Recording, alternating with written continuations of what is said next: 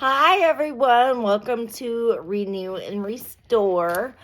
I'm Peyton. I'm coming at you from the North Georgia, Tennessee line. So, our scripture this week was, above all else, guard your heart, for everything you do flows from it. That's Proverbs 4, verse 23.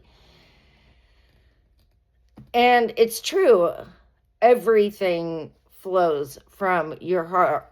And what is in your heart that is overflowing comes out of your mouth.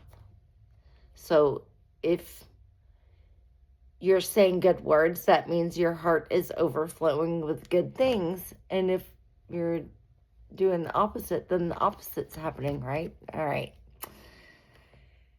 And we need to focus on setting healthy boundaries. And we need to root them in God's wisdom. I love being transparent, but one of the things that I have noticed is it really shocks the pants off people. They are not expecting people to be transparent at all. And it's like, I don't know where the world took a turn into everybody's out to get me and they're all lying to when I tell the truth, it almost shocks them. They're like, So, I like to do Bible study every day because that keeps me rooted in God's wisdom. But that might be too much for others. Might be. But I want you to look into boundary mapping. It's a super fun technique, and it is hard, and it is difficult, especially if you have people in your life that love to overstep those boundaries. So boundary mapping is basically a technique of what you are going to not take anymore, period. And you have to start with that map, that small little map of what you're not going to take and what you're not going to stand with. And those are your boundaries. And as you get stronger, your boundaries will get more well-formed, I guess I should say.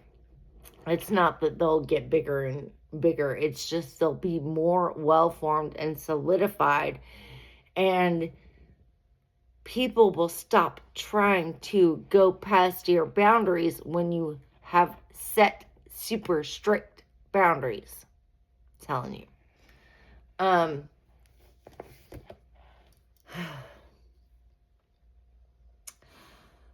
You know,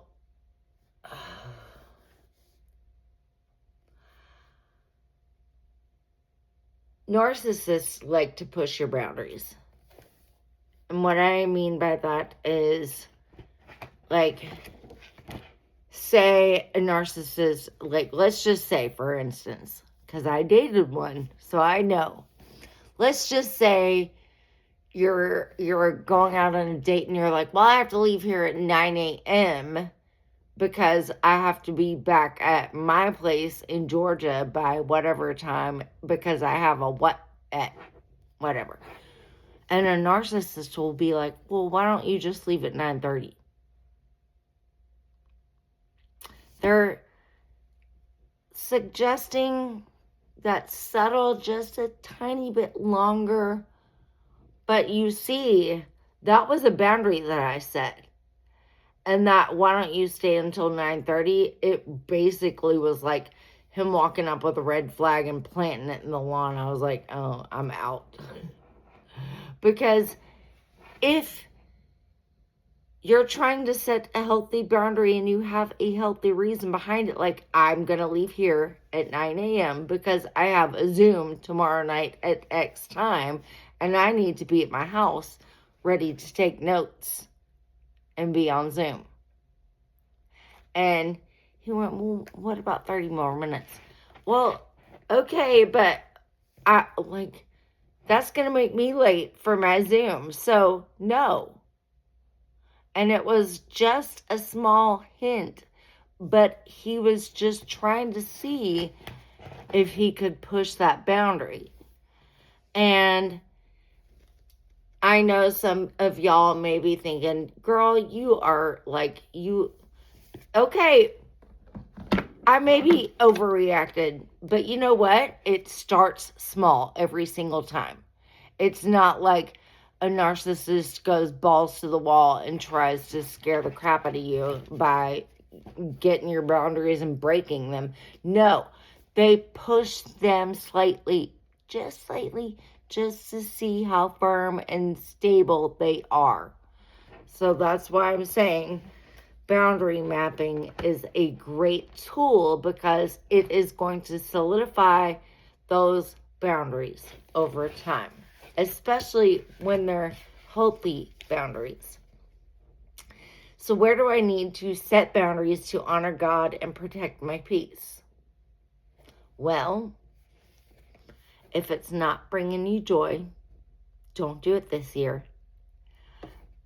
And I know some of y'all are like, no, I can't. Girl, yes, you can. You know what? I just left a whole bunch of stuff because I was like, you know what? It's 2026 and this isn't bringing me joy, so bye. And it caused a little bit of a stir for a second, but you know what? It's not bringing me joy. And it's not protecting my peace. It's not protecting my peace. It's not bringing me joy, and it's not moving me closer to God. So I don't need that in my life, period. Anything that upsets me is obviously me not protecting my peace. And you have to guard your hearts and protect your emotions, especially right now when emotions are so high in the world and people are out there just trying to like test boundaries and such. So my challenge for you all this week is, one, look up a boundary map. That's the first thing I want you to do. I want you to look into boundary mapping and see what you can set up for yourself as far as just a few things that you are not going to budge over in 2026. Because it's a new year, y'all. It's January of a new year. Let's go. And if you're seeing this in the future, same. So, set those boundaries.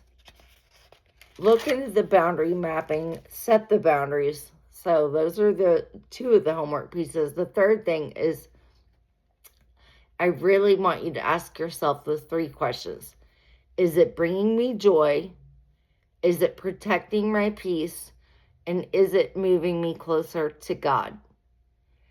And if any of those come up with a no, you should maybe look at that and see. Like me, it was no on all three counts. So I was like, it was a resounding no. So I was just like, okay, I'm out.